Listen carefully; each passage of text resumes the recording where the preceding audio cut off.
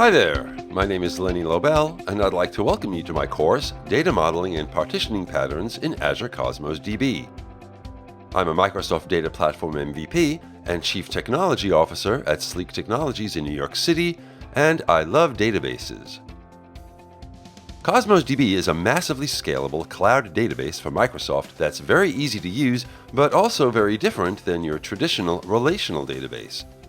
So this course will teach you everything you need to know so that you can answer such critical questions as: how should you structure your model? When should you combine multiple entity types in a single container? How should you denormalize your entities? What's the best partition key for your data?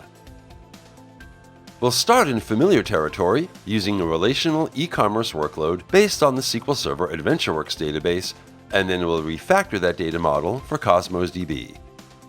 Along the journey, you'll learn when to embed and when to reference, and how to achieve the best performance for your most common queries by denormalizing the data model.